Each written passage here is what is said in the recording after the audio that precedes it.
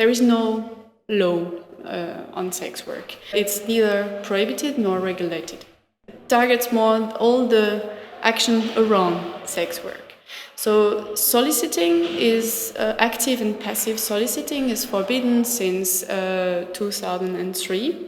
Procuring is also forbidden, but when I say procuring, it means really, it covers really a really wide range of actions, because it is not only to profit, to have an action which leads to assisting or helping in prostitution. Of course, owners and managers of brothels or clubs can be charged of procuring, but not only. Also, partners of sex workers can also be charged of procuring. Clubs, brothel, this is illegal in France.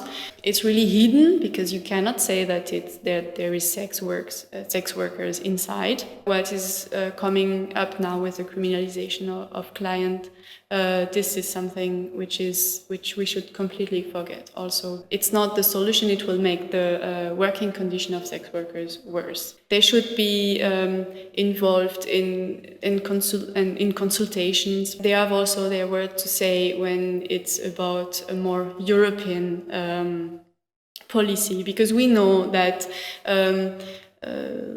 lobbyists and the abolitionist lobby is really strong at this level, and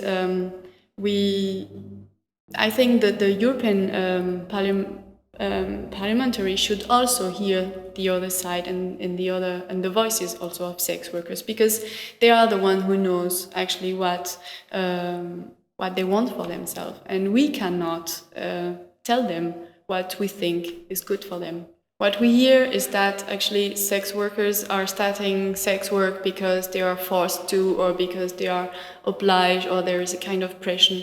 But I think that there is as many reasons to start sex work as there is people.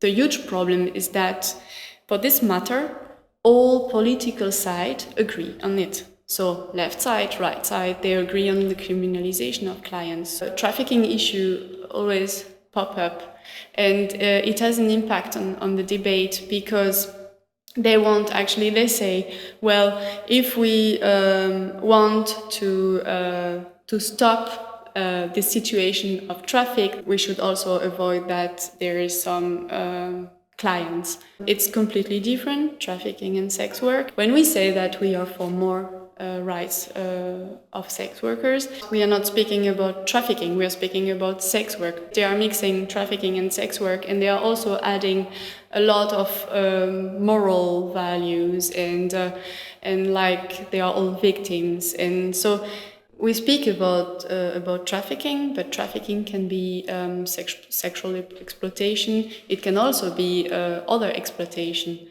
And of course, we also stand for more right for them and for more opportunities that they come out of this exploitation. But in the same time, we should really make a distinction, because for sex workers, it's a complete different reality. If you are trafficked and if you can denounce your trafficker, then you can get a document which allows you to stay some months in France. And they are trying to have a better protection, that when you denounce it, or when actually you have all the condition when you fulfill all the condition of the traffic, then you can easily get a document and become legal in France. If they arrived in the country with the aim to do sex work, often they had to pay, something to somebody. But this is linked to any migration process, that you, unfortunately, today you need to pay somebody to come to France. And this is a huge market, not only in sex work, but it's not linked actually to the activity. Since the law in 2003, we have started to have more repressive action from the police. And then sex workers started to go to the outskirts of the cities, and also in more hidden parts. It's clear that the legislation had a big impact on the safety of sex workers, on the risks that they can take, indoors or outdoors, because indoors they can also not work with another sex worker because it's forbidden, because one could be accused of procuring. They do not feel secure anymore because also of the discrimination around sex work. You do not have the same rights when you are a sex worker.